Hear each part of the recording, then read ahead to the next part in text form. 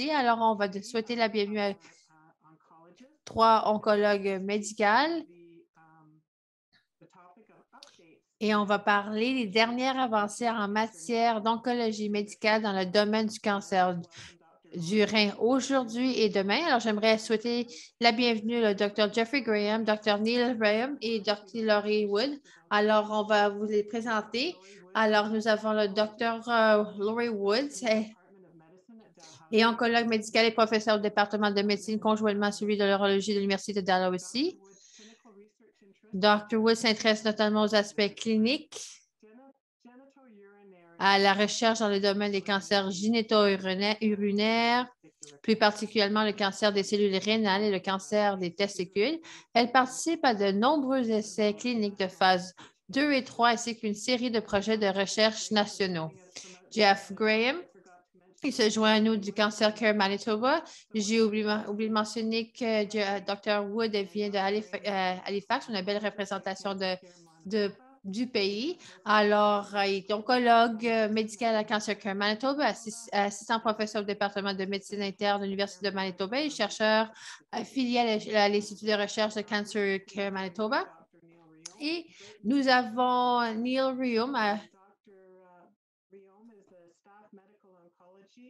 Il est un oncologue médical à l'hôpital d'Ottawa. Il est assistant professeur à l'Université d'Ottawa. Il est auparavant ancien directeur de programme de formation en résidence en oncologie. Il est maintenant à la tête de la division d'oncologie médicale du Centre de cancérologie de l'hôpital d'Ottawa. Merci et je vous souhaite la bienvenue. Merci beaucoup. J'aimerais remercier Cancer du rein Canada et merci beaucoup pour cette belle invitation pour aujourd'hui. Et on fait qu'est-ce qu'on fait pour pouvoir aider les patients et le cancer du rein est une maladie importante. C'est vraiment un honneur de pouvoir vous adresser aujourd'hui, surtout dans ce Forum national annuel des patients et des aidants. Alors encore, merci. Alors, on est 3. Alors, on pourrait parler des heures et des heures si vous nous permettez, mais on ne va pas le faire aujourd'hui. Alors, qu'est-ce qu'on a essayé de faire? Ensemble, on a essayé de préparer une liste thématique qui pourrait vous intéresser. Alors, on a préparé une présentation de 15 à 20 diapos. Alors, peut-être on va passer à travers de tout, mais on vous invite à nous envoyer vos questions, commentaires. On peut garder les questions et commentaires pour la fin de la session ou on peut les répondre au cours de la présentation. Alors, on va essayer de pouvoir passer la parole au bon moment. Alors, si je peux inviter Cassine d'afficher la première diapo. Merci. Alors, où on se trouve aujourd'hui et où on va se trouver à l'avenir concernant le cancer du rein? Alors, voici les objectifs de notre présentation d'aujourd'hui. Alors, on va discuter des options de traitement du cancer, du rein avancé et discuter des effets secondaires et de leur gestion et quels sont les traitements à venir. Alors, j'aimerais maintenant céder la parole à Neil, qui est mon collègue. J'allais dire Edmonton, mais ce n'est pas le cas, c'est à Ottawa. Et Neil va juste nous parler d'un cas qu'on voit trop souvent dans nos cliniques. Alors, merci beaucoup. Alors, c'est un plaisir d'être ici aujourd'hui. C'est de pouvoir nous adresser avec mes 2 collègues ici et qui sont très distingués, beaucoup plus beaux que moi. Alors, notre premier cas, on a une femme de 54 ans qui a du sang dans sa urine. Alors, ça, c'est un symptôme typique. Alors, on aurait procédé à un examen et on a vu que, par exemple, qu'elle avait une masse de 8 cm et je crois qu'on a vu la même chose dans la présentation de Dr. Kapoor. Alors, normalement, on va faire, est-ce qu'on va juste faire d'autres types de mise en scène pour voir s'il y a d'autres types de symptômes et on a vu malheureusement à travers les différentes imageries qu'on n'a pas présent. Alors, la manière qu'on est capable de voir qu'il y avait des lésions pulmonaires dans les 2 poumons qui ressemblent à des métastases. Alors, on peut voir justement qu'on est capable de les voir parce que c'est comme une étoile d'araignée. Alors, ça, c'est quelque chose d'assez spécifique. Alors, à partir de ce diagnostic, on va aller directement à ce diagnostic, le vrai diagnostic. Alors, c'est très important de pouvoir déterminer la cause et comme le Dr. Copper a mentionné, c'est très important de pouvoir mettre ça sous microscope pour déterminer exactement qu'est-ce que c'est. Alors, je crois si on peut aller dans la prochaine diapo. Alors, merci beaucoup pour cette invitation. C'est un plaisir d'être ici aujourd'hui avec vous, avec mes 12 autres panélistes. Alors, la question qui est souvent posée, alors, quel est le rôle d'une biopsie? Je crois en oncologie, c'est vraiment c'est les étapes les plus importantes. Alors, lorsqu'on avait, par exemple, on n'a pas une fractomie et la biopsie, c'est très important, mais la question qui est souvent soulevée, c'est justement qu'est-ce qu'on voit si de faire l'imagerie. Alors, c'était bien de pouvoir faire une biopsie parce que si c'est trop petit, on va faire et parce que la biopsie de la masse est très importante, mais ça pose une question aussi autour de quel type de pathologie. Et il y a une différence entre le cancer du sein à cellules claires et non claires. Alors, il y a toujours une question, on parle de 80-85 des cas qu'on voit sont le précédent. Alors, comme on l'a vu, il y a les différents facteurs de prognostic. Alors, voir quand tu es capable de déterminer si c'est cancer du rein, cellules claires ou non. Et il y a des fois une masse rénale qui se trouve plus vers le sous du rein. Alors, il faut regarder les différentes incidences que cela pourrait avoir. Alors, on ne croit pas que c'est quelque chose qui est à un stade avancé parce que ça se trouve à l'extérieur du rein. Et je crois dans les autres sessions, je crois qu'il y avait des présentations concernant comment on peut traiter les cancers de stade 1, 2, 3, mais l'objectif de cette présentation, c'est pour voir aussi le stade 4 au moment que le cancer s'est propagé au-delà du rein. Alors ici au Canada, on a le Dr. Hank qui travaille à Calgary, qui a développé les modèles de pronostic les plus utilisés en matière de diagnostic. Alors, par exemple, le critère Hang. Et sans rentrer tous les détails, c'est que c'est une combinaison de différents types de facteurs. Alors, 4 de ces facteurs, c'est les prises de sang qu'on peut voir ici dans une prise de sang.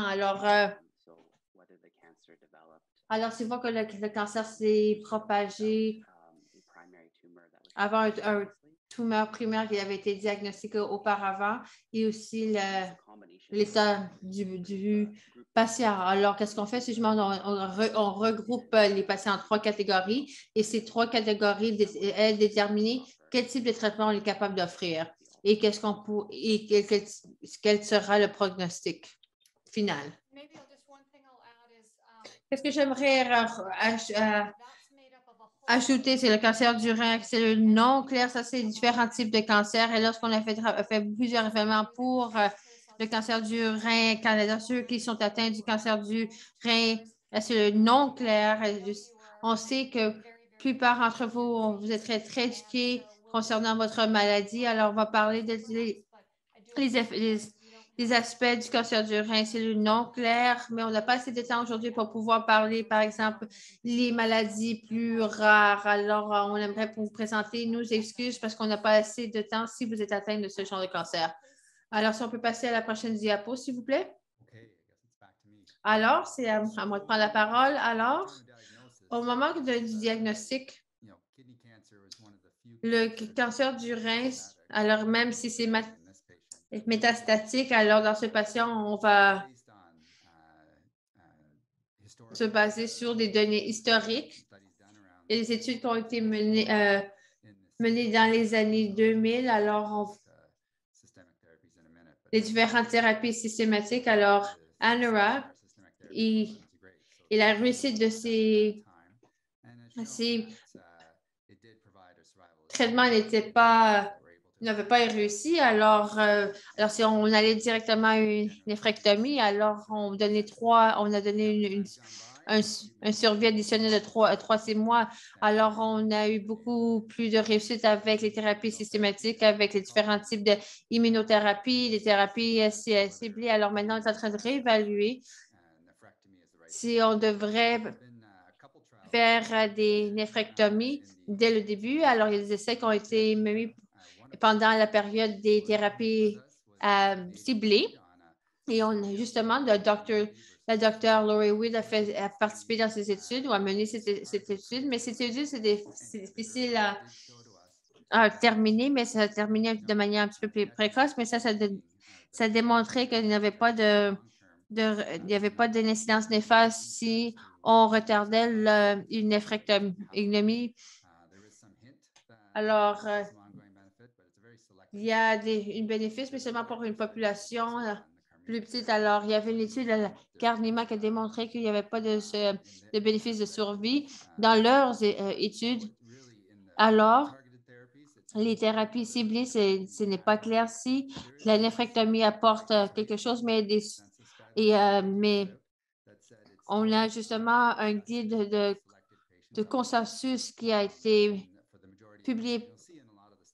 Et qu'est-ce qu'on voit justement, c'est que la plupart des patients qui ont reçu une néphrectomie, il y a différentes options qui existent, qu'on peut voir justement une baisse dans le nombre de personnes qui sont assujetties à une néphrectomie.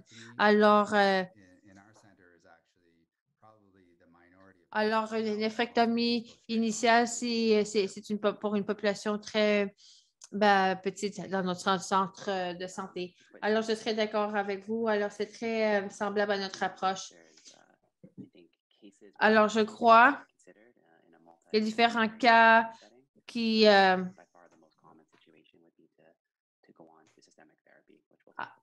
alors, on va parler de les thérapies systématiques qui sont disponibles encore. Alors, rapidement, j'aimerais juste regarder les questions qui viennent juste de poser. Est-ce que la chirurgie est retardée? À quel moment la chirurgie est considérée? C'est une super belle question. Alors, Jeff, comme il a mentionné dans ces cas complexes, on aime discuter et d'avoir une ronde multidisciplinaire, alors avec différents experts, chirurgie, département d'oncologie, etc. Alors, normalement, qu'est-ce qu'on fait avec la néphrectomie? Ça veut dire les gens qui ont eu une belle réponse à la thérapie et la masse de la maladie se trouve dans leur rein.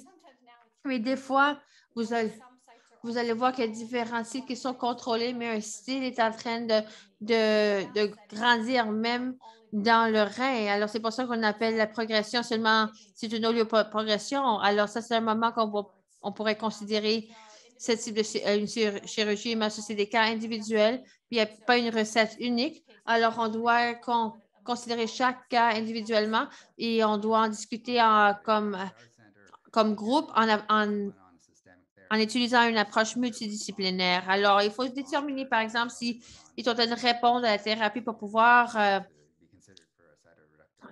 passer à une néphrectomie. Puis pendant cette période d'évaluation, ça prend 3 ou 6 mois.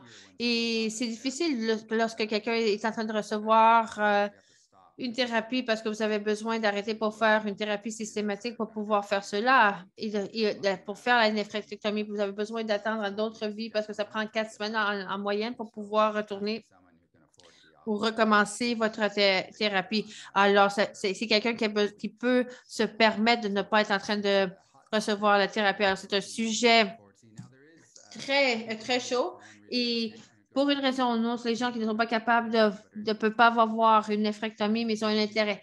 Il y a une étude ça pourrait les intéresser. J'ai une étude qui a été publiée justement pour voir s'ils peuvent de voir si on est capable de contrôler la tumeur. Puis il y a une étude ici au pays qui est un petit peu différente justement que les néphrectomies. Alors, l'autre sujet qu'on aimerait aborder aujourd'hui, c'est métastectomie. Alors, quelqu'un qui a eu une maladie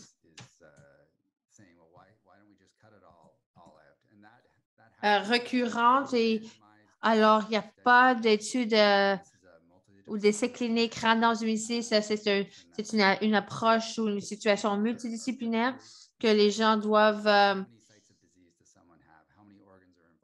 faire parce qu'il essaie de voir comment est-ce que c'est vraiment une définition claire de métastatique et qui comprend moins de 5 lésions?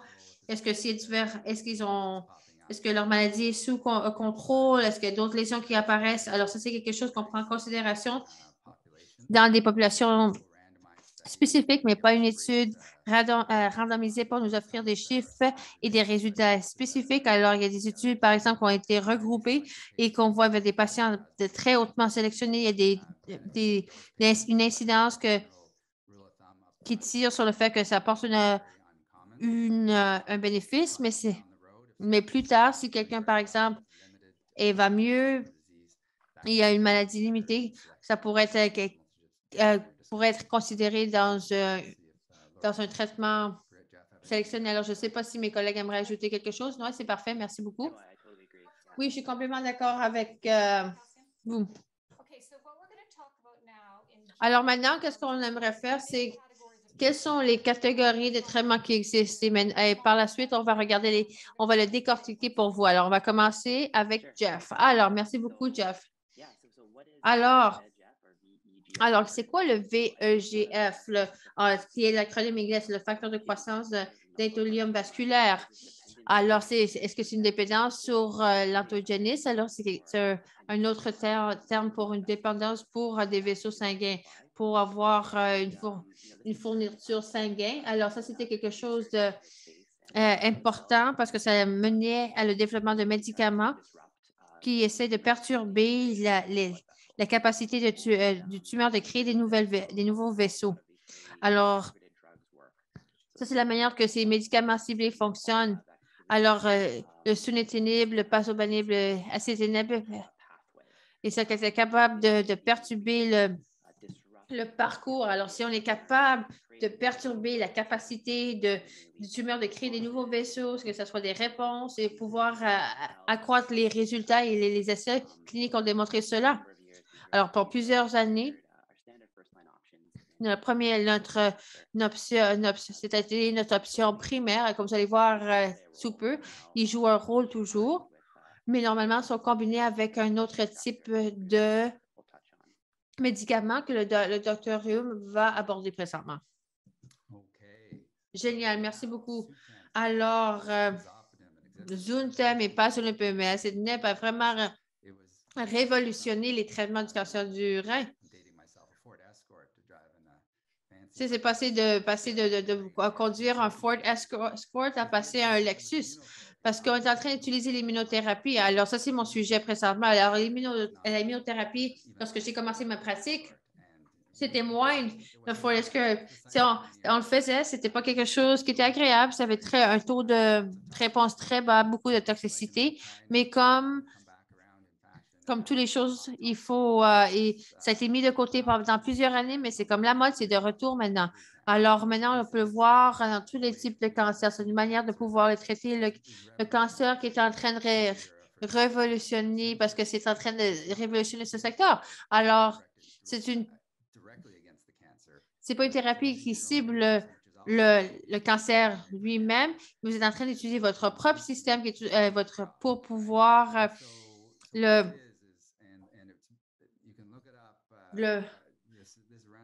rend plus solide pour pouvoir combattre la maladie. Alors, on a un médecin, par exemple, il y a d'autres chercheurs du Japon avaient identifié que vous avez fait, que votre système immunitaire est sur pause.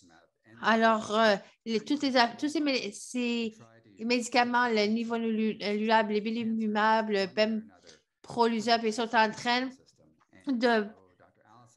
d'injecter comme l'énergie pour pouvoir lancer votre système immunitaire.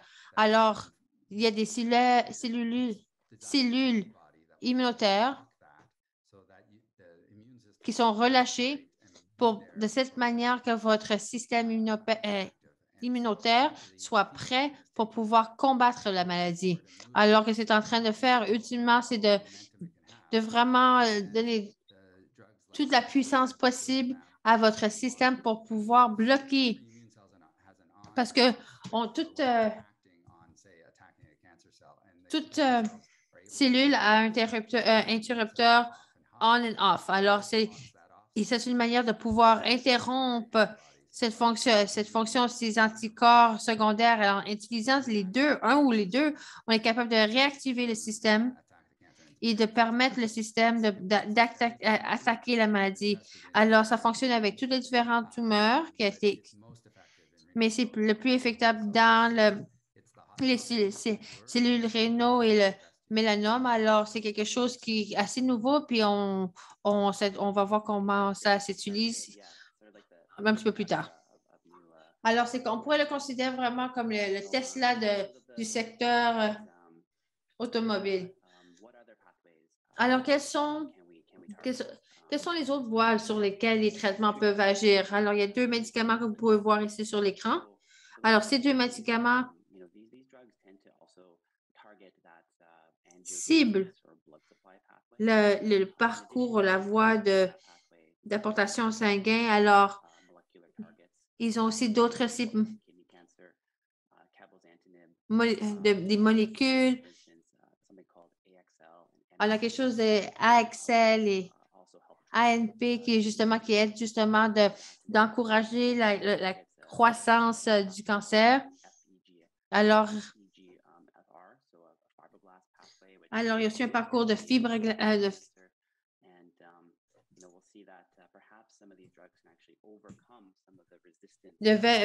fibres de fer. Alors, on va essayer justement que ces médicaments peuvent aider à surmonter ce type de maladie. Et le docteur résume à passer le Nobel Prize. C'est justement l'équipe de Dr. Cullum, entre autres, qui c'est un chercheur qui a vraiment aidé à développer la recherche dans ce secteur androgéniste et de comment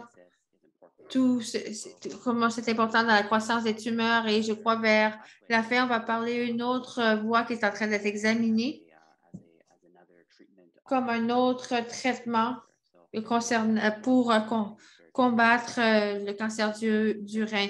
Et c'est quelque chose qui est fantastique parce que c'est en train de contribuer à l'avancement des solutions pour les patients qui sont atteints du cancer du rein. Alors, quand on compare de 1980 2005, on avait des médicaments qui étaient disponibles à l'époque qui n'étaient pas qu'est-ce qu'on voulait. Puis tout d'un coup, à 2005, à 2016, à 2017, on avait justement les thérapies de facteurs de croissance d'endothélien vasculaire, le VGEF en anglais.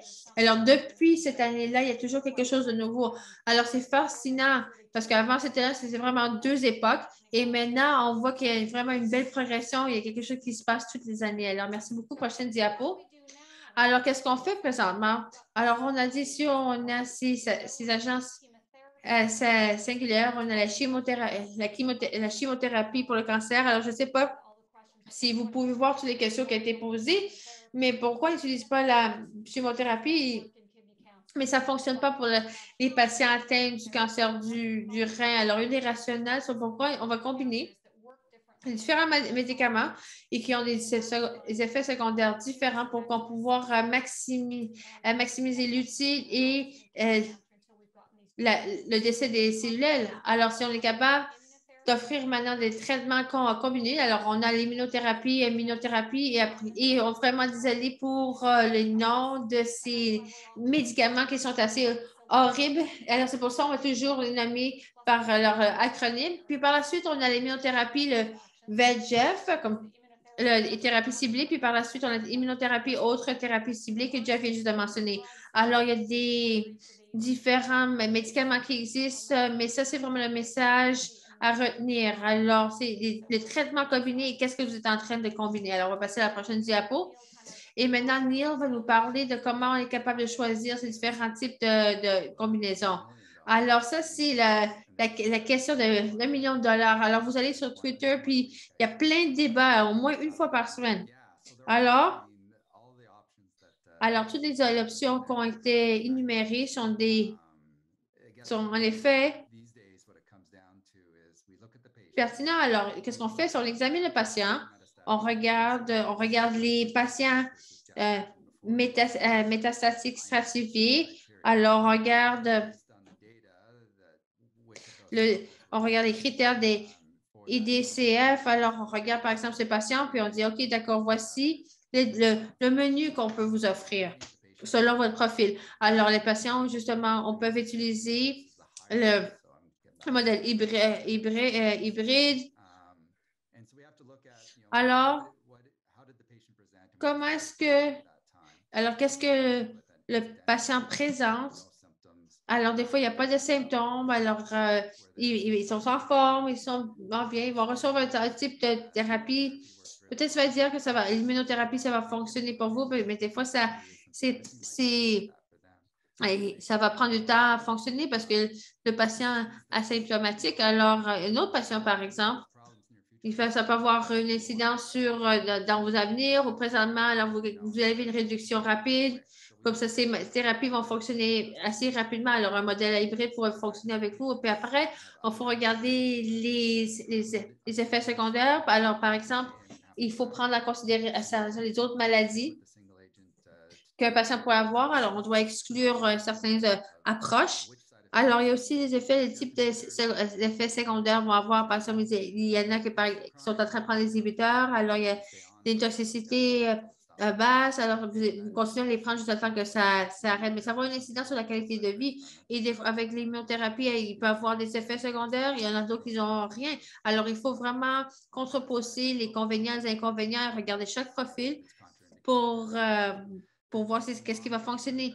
Il y a des effets secondaires à long terme. Alors, par exemple, alors si vous avez besoin d'arrêter, alors dans quelques jours, on peut voir que les effets secondaires arrêtent, mais l'immunothérapie, ça prend du temps. C'est comme un train. Mais à long terme, on peut avoir des dommages qui peuvent être apportés par les deux médicaments. Alors, il faut regarder les deux options. Il faut regarder les préférences des patients, les logistiques. Alors, par exemple, il y a des traitements qui demandent plus de visites aux cliniques. Il y en a d'autres que non.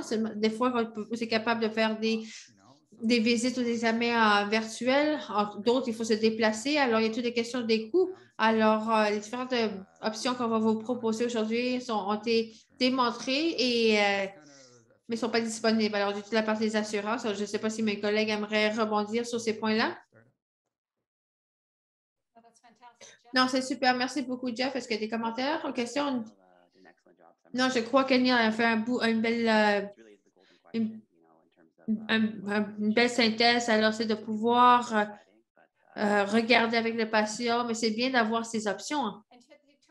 Alors, pour nos patients aujourd'hui, c'est une discussion assez étoffée. Alors, ça, c'est la discussion la plus complexe que nous allons avoir avec nos patients pour déterminer la meilleure décision. Alors, des fois, on vous octroie un petit peu de temps parce qu'il y a tellement d'informations, tellement de renseignements, surtout voir juste où ça se trouve en matière des s'ils sont atteints d'une maladie métastatique. Alors, des fois, on va faire une deuxième visite juste pour vous permettre d'absorber tous ces renseignements, puis en 2-3 jours, revenez, puis on va examiner les options par la suite.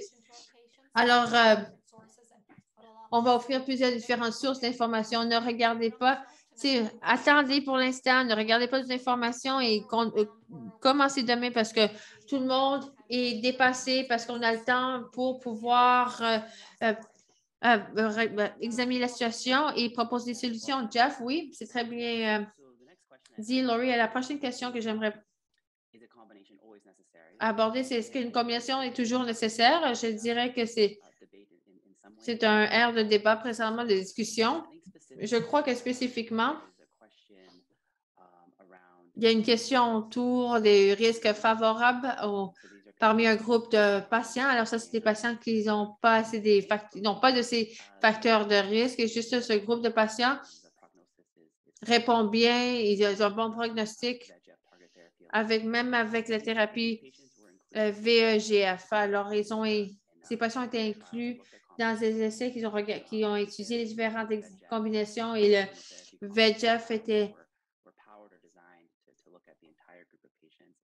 a été étudié au sein d'une étude qui regardait juste, tout un sous-groupe, mais si on regarde pour le groupe moins favorable, parce que le temps ne suivait pas assez long, il n'y avait pas de survie définitive. Alors, par exemple, les patients, normalement, ils vont avoir un retard dans la progression, mais on est en train de voir si cela a une incidence sur la survie globale. Alors, ça, c'est quelque chose qu'on doit considérer avec ce groupe ou cette population. Il y a d'autres nuances qu'on doit regarder. Alors, il faut voir si, par exemple, si le patient est un bon candidat pour l'immunothérapie. Alors, on va regarder, par exemple, s'ils sont atteints d'une maladie sévère immunitaire. Est-ce que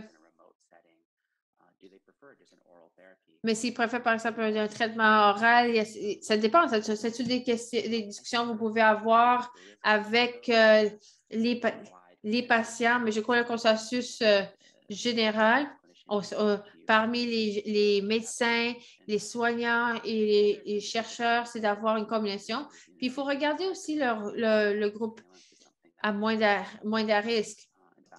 Ça, est-ce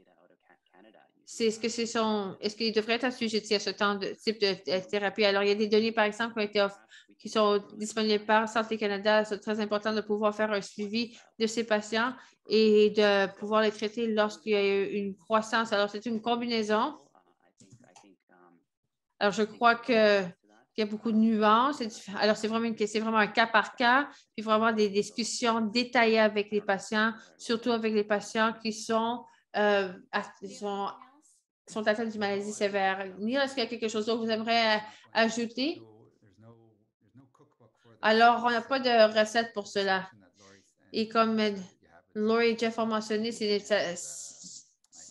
il faut entamer la discussion avec le patient, puis il y a différentes options qui sont possibles. Alors, c'est juste une manière de mettre de l'étudier d'un cas par cas. Alors, on va parler des effets secondaires sous peu, mais des fois, une des défis de l'immunothérapie, ça enlève vraiment, c'est le frein des systèmes immunitaires, mais ça peut avoir votre corps attaque ses propres cellules. Alors, ça, c'est un problème avec l'immunothérapie avec les gens qui ont déjà des troubles immunitaires, le lupus, entre autres. Alors, toutes ces maladies peuvent être exacerbées. Alors, ça se peut qu'une population de personnes on aimerait utiliser l'immunothérapie, mais suite à une discussion avec vous, on décide d'aller avec un agent singulier ou unique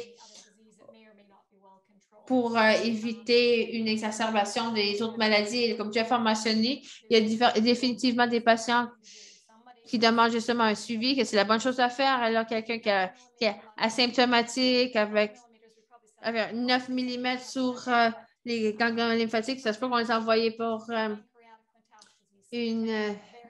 traitement, mais c'est vraiment de. Alors, ça peut bouger seulement de 1 millimètre un an. Alors, si on est capable de retarder cela par 5 ans, ça peut accroître la qualité de vie. Alors, le dernier point, alors, il y a des fois que vous pouvez. Il y a un inhibiteur que vous utilisez avant la thérapie. Alors, maintenant, vous allez ajouter cela à l'immunothérapie. Alors, si vous avez déjà essayé un inhibiteur VGEF et ça va bien, on peut pas justement ajouter l'immunothérapie présentement. Si les choses vont Si on voit une progression plus tard, on va enlever le VGEF, mais après, les VEGF.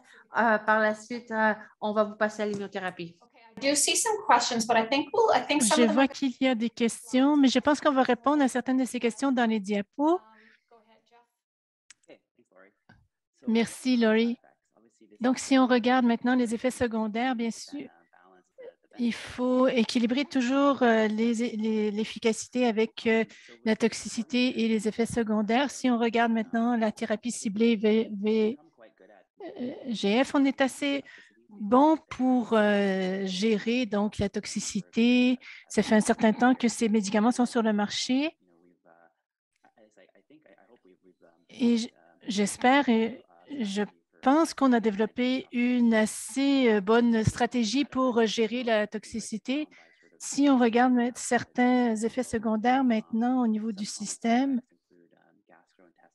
On a des problèmes gastro-intestinaux au niveau de la diarrhée, par exemple. Ça peut être problématique pour certains patients. Il y a bien sûr des choses à faire pour gérer ça avec l'Imodium ou d'autres médicaments. Il y a parfois des effets secondaires sur la peau. Ça peut être les mains, les paumes qui sont douloureuses, par exemple, ou les pieds parfois. Donc, il peut y avoir donc, des problèmes de peau qui peuvent être une accumulation de peau. Parfois, certaines personnes ont des problèmes dans la bouche, des douleurs dans la bouche. On a parfois aussi une augmentation de la pression sanguine, donc certains patients qui ont des problèmes avec la pression sanguine. Donc, il faut faire vérifier la pression régulièrement et modifier les doses au besoin. D'autres tests qui sont des tests au niveau ou des effets au niveau du sang, dans les enzymes, par exemple, qui peuvent être anormaux quand on fait les analyses de sang. Donc, il faut regarder ça avec des prises de sang. Parfois, ça peut avoir un effet sur le nombre de globules blancs, par exemple. Donc, il faut les surveiller attentivement. D'autres effets secondaires, ils sont très différents au niveau que ce qu'on voit avec l'immunothérapie. Mais je pense qu'on a fait beaucoup de progrès pour les gérer et donc optimiser l'expérience pour les patients. Merci beaucoup, Jeff. Il y avait un commentaire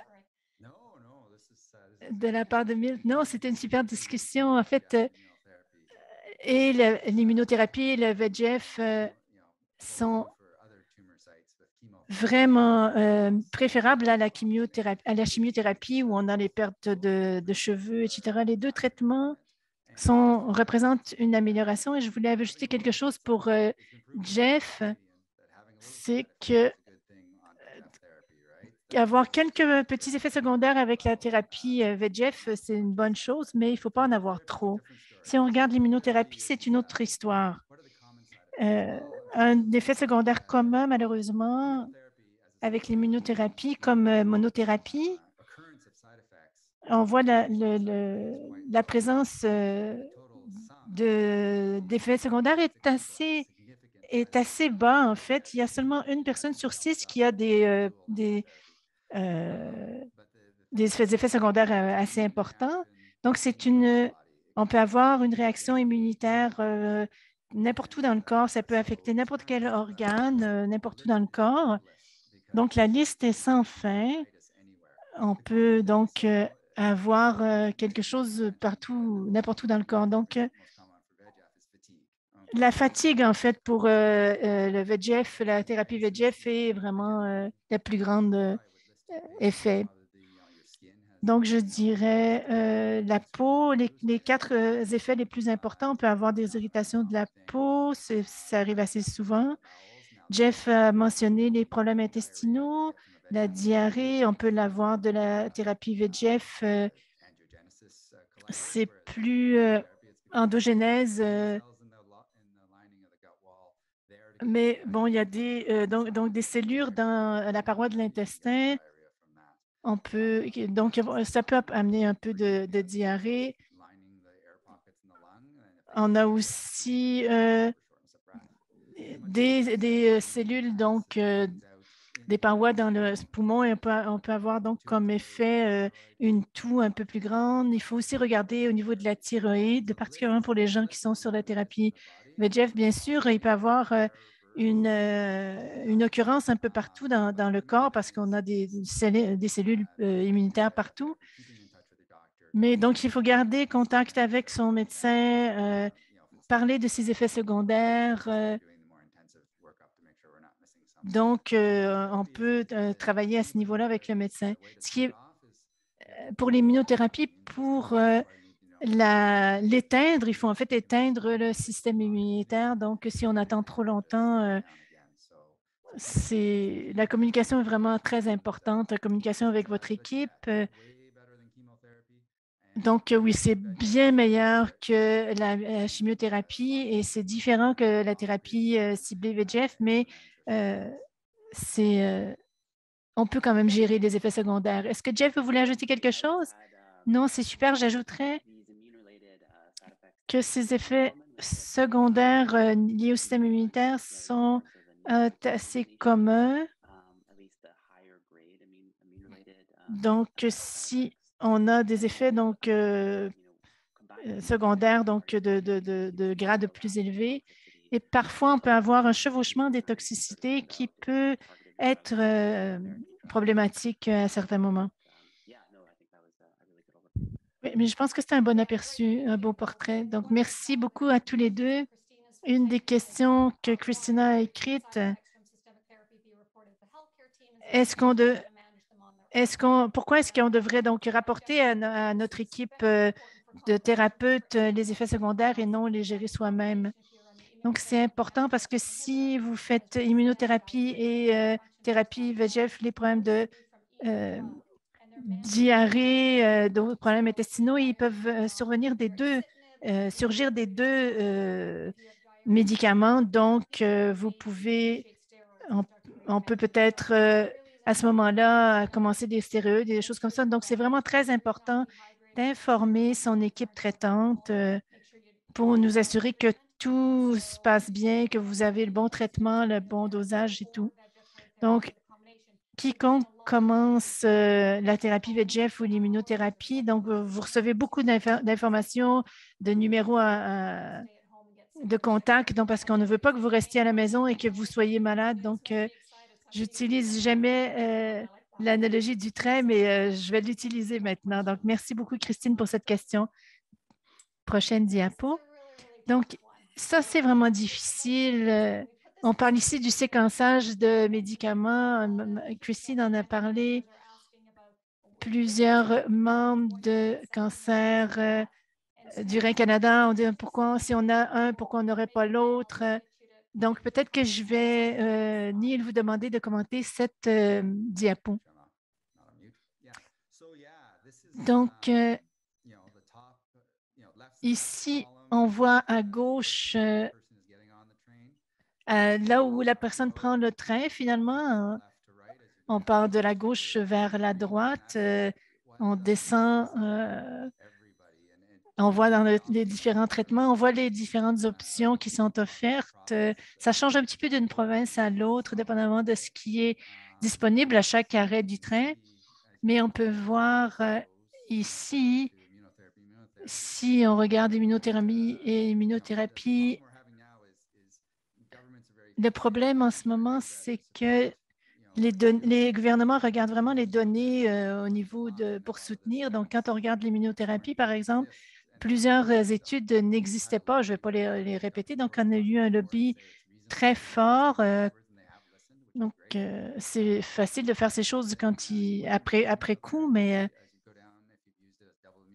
si vous avez utilisé l'immunothérapie double ou simple, donc comme vous pouvez voir, on passe de la gauche à la droite avec le temps. Donc, ça commence à avoir un effet sur les options qui vous sont offertes en bout de ligne. Donc, on a parlé par exemple de thérapie adjuvante dans une présentation précédente. Ce serait une bonne question à laquelle on pourrait répondre dans un an ou deux. Alors qu'on ajoutera la thérapie adjuvante. Donc, c'est quand même assez emballant par rapport à ce qu'on utilisait avant et ce qu'on utilisera plus tard. Donc, vous voyez ici les différentes options. Donc, lorsque la première option n'est plus disponible ou ne fait plus l'affaire. Donc, je vois qu'il y a d'autres questions qui sont posées dans le clavardage, mais je pense qu'on y répondra dans les autres diapos et donc on continue. Quoi de neuf maintenant? Qu'est-ce qui s'en vient? Donc, beaucoup, beaucoup, beaucoup de choses. On peut voir que le train de la recherche accélère. Donc, si on regarde un petit peu une mise à jour au niveau des essais cliniques, Il faut vraiment étudier les choses comme il faut et ne pas prendre les choses pour acquis. Donc, on regarde les médicaments dans les tubes, les éprouvettes. Ensuite, donc, c'est la phase numéro 1, qui est une étude avec n'importe quelle personne qui est atteinte de cancer. On regarde quelle est la dose qu'on peut donner à des humains et est-ce que c'est sécuritaire.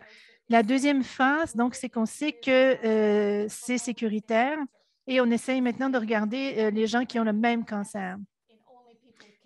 Donc, on va essayer une drogue X, c'est-à-dire un médicament X avec seulement les gens qui ont un cancer du rein. Est-ce qu'on voit une réduction du cancer et quelle est cette réduction? Et si on voit que c'est prometteur, donc on va aller dans une étude de phase 3. On prend l'ancien traitement et on le compare à le nouveau traitement et on essaie de voir lequel est le préférable. Donc, et on regarde est-ce que les gens vivent plus longtemps grâce à ça. Donc, est-ce qu'on peut aussi voir est-ce que le cancer ne progresse pas? Est-ce que ça permet aux gens aussi de s'en sentir mieux? Si on regarde maintenant la phase 4, donc on essaie d'aller chercher de l'information supplémentaire sur les effets secondaires, etc. Donc, un de nos dilemmes présentement, en ce qui a trait, en fait, tout n'est pas financé en ce moment au Canada. On a 4 traitements émergents qui semblent meilleurs que les traitements qu'on avait auparavant. Donc, on n'est pas sûr, en fait, s'ils sont meilleurs que ce qu'on avait avant, mais on ne peut pas les comparer. On a 4, donc on n'a pas la comparaison complète pour savoir lequel est le meilleur. Il y en a 2 de ces traitements qui sont financés au Canada. Donc, c'est de là qu'on part, en fait, avec les nouveaux médicaments. Il y a quand même des moments prometteurs, donc on a du financement. Il y a certains, donc il faut s'assurer aussi que ce soit financé au Canada, ce n'est pas toujours le cas. Donc, on va passer à la prochaine diapo. Vous avez eu un peu d'historique scientifique ici. Donc, Neil, peut-être que vous pouvez continuer. Oui, je veux m'assurer qu'on aura vraiment le temps pour des questions, mais essentiellement, les choses bougent. La dernière chose qu'on a essayé, l'avant-dernière chose qu'on a essayé, mais en ce moment, il y a la trithérapie. Donc, c'est utiliser les meilleurs médicaments que vous avez tous ensemble. Ça peut être les antinibes, les IP, niveau tout seul. Donc, on attend des résultats d'études randomisées, mais c'est assez prometteur. Il y a quand même un certain coût au niveau de la toxicité, mais ça semble être gérable en ce moment. Donc, on attend les résultats. Merci, Neil. On a aussi, donc, on est vraiment intéressé par cette trithérapie, donc en première ligne. Mais maintenant, si on regarde les inhibiteurs alpha 2, je pense que c'est un des médicaments les plus prometteurs et intéressants en ce moment.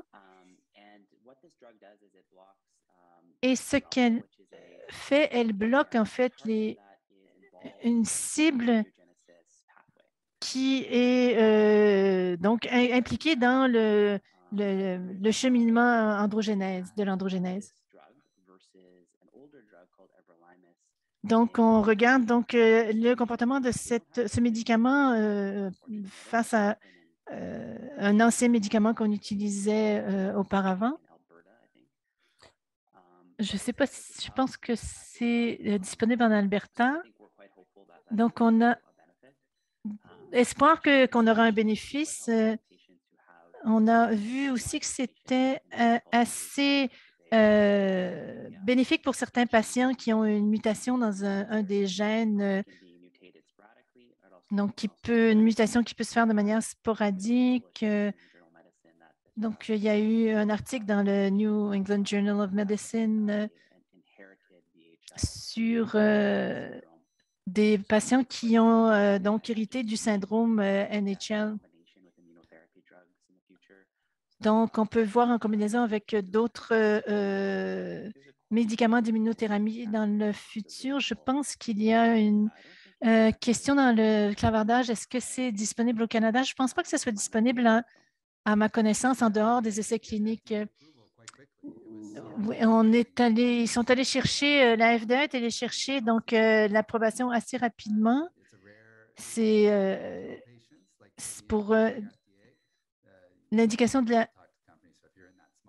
Si vous êtes dans ce petit groupe de patients là mais c'est pas qui a accès, mais c'est pas encore en vente au Canada en fait. Donc, vous m'avez donné le prochain point, c'est le vieux médicament, donc l'interleukine, l'aldesleukin, c'est l'ancienne interleukine. C'est très toxique. En fait, c'était très toxique. Beaucoup de risques de se retrouver aux soins intensifs. On a envoyé même des patients aux États-Unis, mais c'est encore efficace. Il y a une bonne, c'est celui qui a le plus haut taux de réaction. Si on choisit bien les patients, donc j'ai des patients qui ont passé au travers de cela. Et il y a par contre cette nouvelle version qui bempegaldesleukin, je ne sais pas si je le prononce bien. Laurie est impliquée. Donc, si on l'ajoute à l'immunothérapie, c'est attaché au glycol. Donc, on utilise aussi les boosters pour les globules blancs. Donc,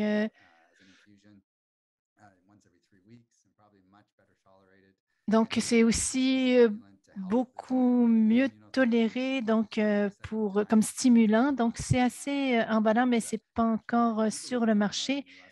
Je pense que c'est sur le marché aux États-Unis pour les mélanomes, mais c'est très prometteur donc de ramener un vieux médicament, mais sous une nouvelle formulation avec des noms très compliqués, il faut dire. Il y a aussi d'autres médicaments sur lesquels on fait des études qui aident donc le système endogène, immunitaire endogène. Donc, pour travailler sur les cellules cancéreuses sans aller dans trop de détails, on voit qu'il y a des nouveaux médicaments qui ciblent d'autres points en particulier. Ce sont des anticorps contre certaines cibles immunitaires. Et ici, le dernier point, on parle ici des probiotiques. Il y a une étude assez intéressante qui est sortie il y a quelque temps, donc qui permettait d'ajouter un probiotique à la chimio. Non. Donc, ça peut, à l'immunothérapie, donc ça peut affecter le microbiome, en fait, de l'intestin. Là, on est vraiment dans les premiers essais cliniques, mais il y a quand même des bénéfices prometteurs, possiblement. Donc, ça pourrait être une bonne façon d'améliorer donc les médicaments d'immunothérapie. Oui, le microbiome qui affecte tout l'organisme. Donc, on voit que si on prend des probiotiques 30 jours avant de commencer l'immunothérapie, on peut avoir des bons effets. Donc, cette intervention toute simple pourrait donc aider beaucoup de gens. On a ici un autre défi de prononciation, le citravatinib. Donc, les inhibiteurs dès le départ précoce donc, de la thérapie VEGF, là, maintenant, on a des thérapies ciblées qui, en fait, ciblent de multiples cibles. Et celui-ci, donc, semble toucher des voies qui touchent au système immunitaire. Donc, ça permet au système immunitaire de faire le travail qu'il est supposé faire. Donc, c'est un autre facilitateur immunitaire. Donc, c'est un médicament vraiment emballant. Et on a parlé aussi de la chimiothérapie. n'ont pas démontré beaucoup de bénéfices pour le cancer du rein. Il y a quand même un certain intérêt à regarder les nouveaux traitements. Donc, ça pourrait être intéressant s'il y a une nouvelle classe de traitements qui sont peut-être moins toxiques et qui pourraient avoir un effet sur le cancer du rein. Et cette substance dont on parle ici, on a des données très préliminaires. Donc, on est vraiment juste dans les essais cliniques en ce moment. On n'est pas prêt à l'utiliser à l'extérieur. Encore là, merci beaucoup. Ce n'est pas une liste exhaustive, mais ça vous donne une idée que les gens travaillent sur tout ça et qu'il y a beaucoup de combinaisons emballantes de médicaments. Et dans le clavardage, on dit si vous aviez $1 million, dans quel domaine du cancer du rein vous l'investiriez? En fait, tristement, on n'irait pas très loin avec $1 million. Donc, on va on va continuer parce qu'on n'a pas beaucoup de temps, mais sachez qu'il y a quand même des millions de dollars qui sont investis dans la recherche au cancer du rein. Et Dr. Kapoor a terminé un peu là-dessus. Il y a des choses que vous pouvez faire. C'est d'être vous-même, faire de l'exercice, avoir une bonne alimentation, se reposer mentalement. On a la pleine conscience, la méditation, être actif, avoir des interactions sociales et rester informé des choses comme ce qu'on fait aujourd'hui. Vous avez les ressources comme kidneycancercanada.ca, donc cancerdureincanada.ca. Donc, on aimerait tellement pouvoir diminuer donc les effets secondaires. On aimerait qu'il y ait aussi au niveau de la nutrition, bien sûr, des choses qu'on puisse faire. Donc, bien sûr, beaucoup de fruits et légumes, des fibres. Bon, par contre, si vous prenez beaucoup de fruits et légumes et de fibres, vous pourrez avoir un peu de diarrhée, vous serez fâché contre nous. Mais peut-être que dans 5 ans, nous en saurons tellement plus sur le microbiome et on vous dira, voici ce que vous devriez prendre, ces petites bactéries. Mais en fait, c'est assez emballant de voir ce qui nous attend en fait en termes de traitement. Maintenant, je pense que nous avons 4 minutes pour les questions. J'aurais aimé qu'on ait un peu plus de temps, mais je pense qu'on a répondu à la plupart des questions en chemin. Vous avez parlé que certains essais cliniques sont ouverts seulement dans certaines, disponibles seulement dans certaines provinces. Est-ce que c'est possible de se déplacer dans une autre province? Oui, nous recevons cette question assez fréquemment, des gens qui veulent venir à Ottawa.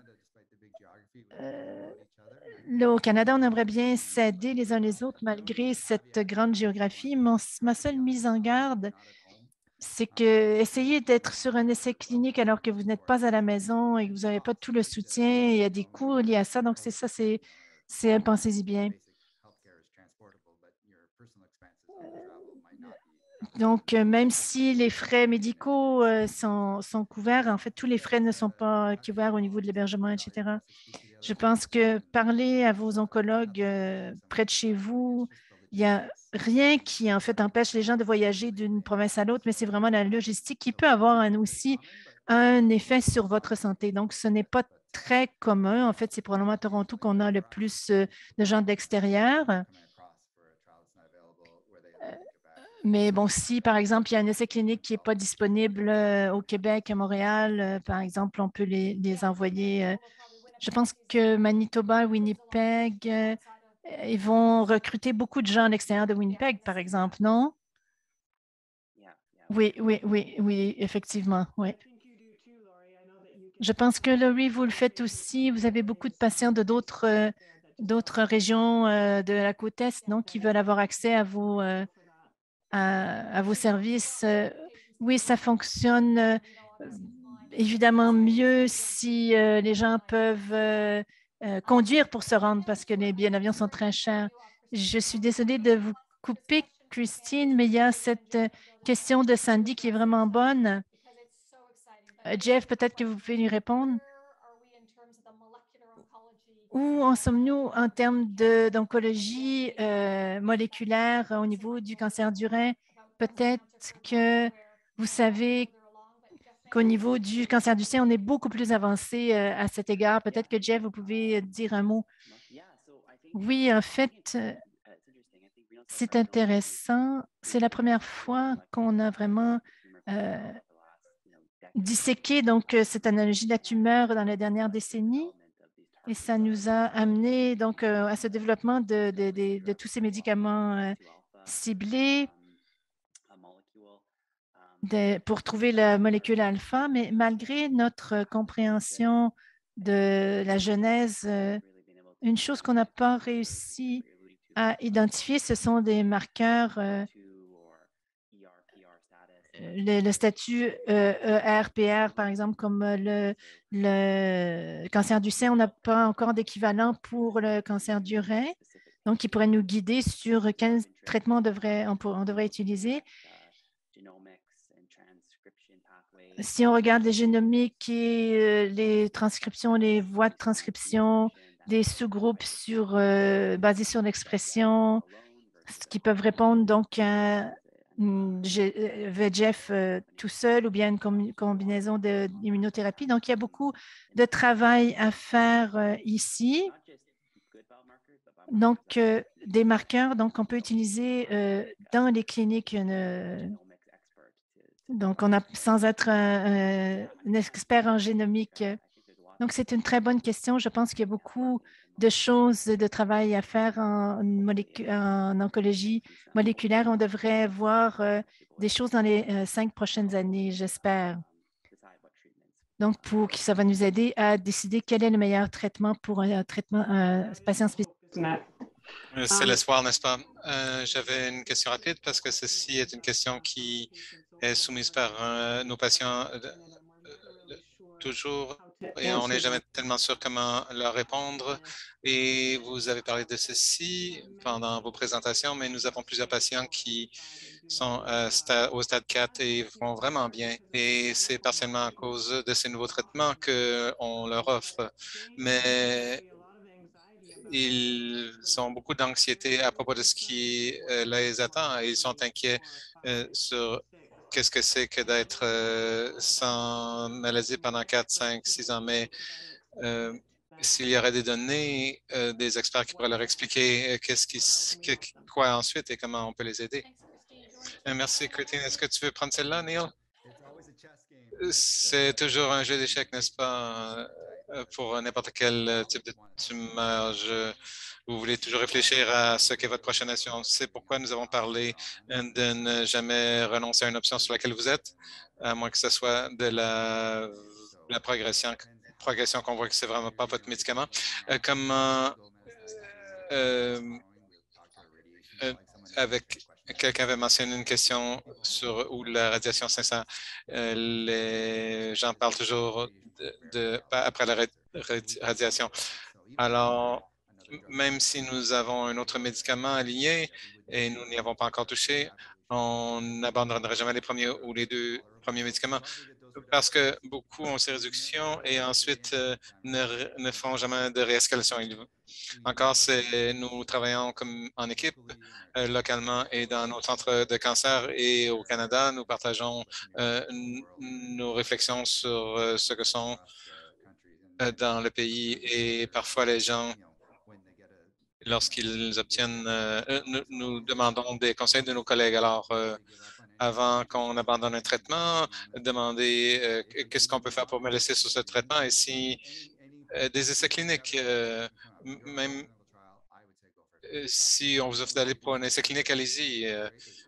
Même si on dit que ces choses vont bien, il y a beaucoup de place pour l'amélioration. Alors, n'importe qui est assez brave pour être sur un essai clinique, nous le recommandons de le faire. Les gouvernements apprécient que ceci ne devrait pas éliminer les options futures. Si vous êtes sur un essai clinique, vous êtes porté volontaire avec votre temps. Ceci vous donne une autre ligne d'option. Alors, j'encouragerais les gens d'être sur les essais cliniques. Ce seraient mes deux trucs les plus importants. Et il y a d'autres choses aussi des anciennes écoles de pensée dont on n'a pas parlé. Et pour l'auditoire, soyez rassurés, nous sommes un merveilleux réseau de centres de traitement pour le cancer du rein. Nous militons localement, nationalement, provincialement et en votre nom et nous voulions que vous ayez autant d'options que possible. Alors, nous sommes avec vous là-dessus, je vous promets, et on fera toujours individuellement et en groupe le plus que l'on peut pour obtenir le plus d'options pour vous. Soyez rassurés. J'endosse cela avec mes années avec Cancer du Rein Canada. Je reconnais à quel point on a un groupe tissé serré et comment qu'on est chanceux avec la chirurgie et l'oncologie. Si quelqu'un n'a pas la réponse, alors nous nous rassemblons et je suis étonné de voir que nous ayons tous au Canada. Et merci pour avoir présenté aujourd'hui ceci. Complète nos questions. Alors, on ira à une autre historique de patients. J'ai tellement de gratitude pour que vous soyez joints à nous. Ça a été une session très informative. Et comment on peut référer les patients à cette conversation. Prenez soin de vous. Merci tous. Merci pour nous permettre d'être vos médecins. Merci, Laurie. Merci, Neil. Merci, Jeff. Prenez soin de vous.